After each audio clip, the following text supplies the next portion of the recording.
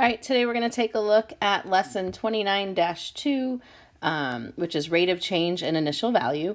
You'll see some similarities with things that we've done in the past, hopefully with this. So we're going to talk about how to find the rate of change and how to find the initial value. And we're going to talk about interpreting them, or basically describing them within the situation. And then we're still going to be talking about proportional and non-proportional functions. All right, so this goes back to the last lesson where it says Nikita is adding a small wind turbine to her home. She wants to fence off the area around it. She has a total of 60 feet of fencing, so that's important right there. That's as much as we can use. And she wants to make a rectangle around it. Okay, so it says she's considering various lengths and widths for her rectangular fence. So the first one says, okay, say that we use a width of 5. So width is the smaller side, so we're going to put a 5 on both sides. So far out of that 60 feet, she's used 10. So there's 50 feet left. And if we cut that in half, because the sides of the rectangle need to be the same, we know that it has to be 25 and 25. So the length has to be 25. All right, if we were to do the same thing and do a second rectangle, okay, and each of the sides here have to be 10. So now we've used 20. So if we take now 20 off of that 60, there's 40 left. And if we cut 40 in half, that gives us 20 on both sides. All right, so let's draw a third rectangle. And now it says 15 on both sides. So if it's 15 on both sides, that's a total of 30. So now we're going to subtract 30, which gives us 30 left. So that would be 15 on all 4 sides, then making that a square and not a rectangle. All right, now the other one, it switches it up a little bit, and now it gives us a length of 10. So if we do it this way, the long side we're going to call 10, so that takes up 20, so there's 40 feet left. So if we cut that in half, the other 2 sides would have to be 20, which obviously the picture isn't the best picture for that because 10 looks longer than the 20. And then the last example, if we draw that rectangle again and we make the length of the fence 5, 5 and 5 gives us 10. If we take 10 away from the original 60, that gives us 50, so these sides then have to be 25. Okay, so question number 2 asks us to graph those points, and it has the width down on the bottom as x, and it has the length as our y's. So the first one is over 5 and way up 25. So there's that point right there. Now it's over 10 and up. I'm going to have to zoom in a little bit. Over 10 and up 20, which is about right there. And then 15 was 15. 20 was up 10, and then 25 was up 5. Okay, so just by looking at the data, it does look linear. We can also look at our table. And remember, for linear, we're looking for rate of change. This is going down 5, down 5, down 5 every single time. And this is going up 5, up 5, up 5 every time. So we do know that it is linear. So that's why our graph looks like a line. All right, so going to the next page, number 3 asks us to examine the graph that we plotted and how are the length and the width related to each other. Okay, so let's take a look at that graph again. And again, if we're talking about the length and the width, we could say something specific, and we could say as the length goes down, the width gets bigger. Right? We could be specific and it says this is going down 5 and this was going up 5. So we can talk about slope or the rate of change. And that's going to happen again for every single one. It's going down 5 and then right 5. Okay, so in terms of examining the graph and talking about the length and the width, we could say as the length goes down 5, the width goes up 5. Okay, we could say that the graph is linear. There's a constant rate of change. Is something else we can say. Okay, and if we look at that constant rate of change or that slope, we know that it went down 5 and then right 5. Remember, it's the change in y over the change in x. So it went negative 5 over 5, and if we reduce that, negative 5 divided by 5 is negative 1. So we know that our slope is negative 1. So those are a bunch of different things that we could say in terms of the length and the width of that fence. All right, so taking a look at example A, it says, when she's not at home working on her wind turbine, Nikita works part-time as a salesperson. The graph shows the relationship between the number of sales that she makes and the wages or the money that she earns.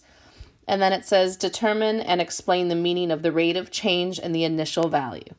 Okay, so one of the things we really haven't talked about is the initial value. That's just our starting point, right? When she started her job, how much money did she have without working or making any sales? And then the last question says, determine if it's proportional or non-proportional. All right, so the first thing we're going to do is we are going to find the rate of change. Okay, so we know that rate of change is the change in y over the change in x. So if we look at this scale here, this is going from 50 to 100. So we can assume that this is going to be 60, 70, 80, and 90. So we know it's going up 10. And then the bottom goes from 0 to 5. So I know that that's 1, 2, 3, 4 going. So that's just going by ones down on the bottom. So if we look closely, we want to talk about one point to the next. We've always talked about finding points that are on that grid, which in this case, our first 2 points are. So if we look at our graph, it's going up 10 and then over 1, positive 1. So if we're looking for our rate of change, the change in y is positive 10. The change in x is positive 1. So our rate of change or our slope is just 10. And if you look down on the bottom, that's what we got there. We can talk about that formula in a second, but we really don't need that formula. We can just look at the graph and figure out how much it's going up and over. So if we were talking about that in words, it's going up $10 for every sale she makes. So if we wanted to talk about it within context of the problem, her money goes up $10 for each sale. Okay, or it's $10 per sale if we wanted to talk about it in terms of words. All right, so the next thing it asked us to find was the initial value. Okay, and the initial value is just another word for our y-intercept. So we've been finding y-intercepts for a while now. So if we look at our graph, oops, wrong color. Our y-intercept is right here at 0, 50. Okay, so our y-intercept or that initial value is 50, so it's 0, 50. Our y-intercept is always 0, some number where it hits the graph. So if we wanted to talk about what it means, remember 0 is the number of sales and 50 is the number of dollars. So we could say if she makes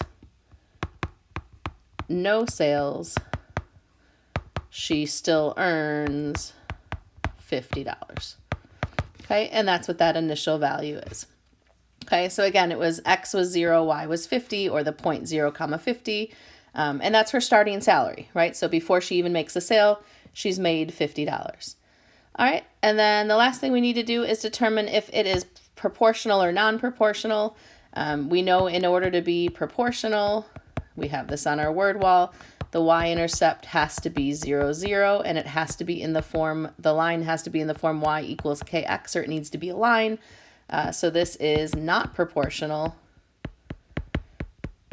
And we can just say because the y-intercept isn't 0, 0. Okay, and again, that's something that we've done in the past while we were in class. You've also done it if you've been doing the homework a few days while we were working on our own.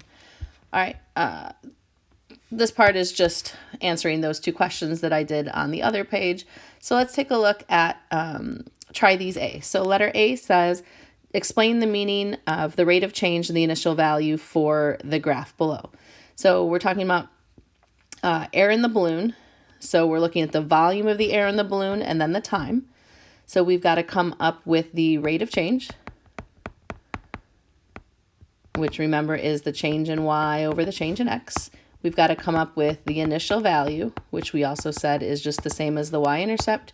And then they want to know if it is proportional or not proportional. So let's take a look first at the rate of change. I've got a point here at 0, 0, and I'm going to go right here because that looks like a nice point at over 5 up 50. So if we look at our graph goes up 50 and then over positive 5. So our rate of change is positive 50 over positive 5, and 50 divided by 5 is just 10. So our rate of change is 10. So if we want to talk about what that means in terms of words, this is the volume, and then X is the time. It doesn't say whether it's in seconds or what the volume's measured in. So we could say that the volume goes up 10 every second or minute or whatever the time is, but we'll just assume that that time is in seconds. Okay, because we could reduce it to 10 over 1 or just make it 10 either way. So it goes up 10 over 1. So it's the volume goes up 10. I don't know what it's going to be measured in cubic inches or something like that every second. Initial value is where that graph hits the y-axis. So I'm going to get rid of that real quick. So if we take a look at here, we know that that graph hits right there at 0, 0. So our initial value is 0, 0. And since it's a straight line and it hits at 0, 0, our graph is proportional. All right, so taking a look at letter B. This time we don't have a graph. This time we've got a table. So we've got to find the rate of change again. And then we've got to find the initial value. And then we've got to decide if it's proportional or not proportional. Okay, so if we take a look at the next one, so let's take a look at the slope. So this is my X and this is my Y. So if you notice here, this is going up 2.6, up 2.6. This is going up 2.6, and so does the last one. So remember, our rate of change is the change in Y over change in X. So that's 2.6 is my change in Y. And then these are all going up 1 every single time. So it's over 1. So our rate of change is just 2.6. Okay, if we want to talk about it in terms of words, so our Y value is the distance a mouse runs in meters. And then our X is the time in seconds. So we could say the mouse runs 2.6 meters every second or each second, something to that effect. So he's going 2.6 meters every second. Looking for the initial value, remember that's just the y-intercept. We know it's got to be 0, comma something. And if we look at our table, 0, comma 0, which then makes that proportional. Okay, we're going to skip letter C for now because I feel like you should be getting the hang of it because this is stuff that we have been doing in the past. All right, so we're going to take a look at a couple of these. This is now giving us a picture, and we just have to make sense of the graph. So it says the graph below shows the times and the speeds for a commuter train with many morning stops. So the times are down on the bottom, and then the speed of the train is going as our y-axis. So it says determine between which two times does the train have the greatest rate of change. So one of the things that we talked about is the bigger the slope. And remember, slope is the same as rate of change. So the bigger the slope, the steeper the line. Okay, so we've got to look for a line that is the steepest.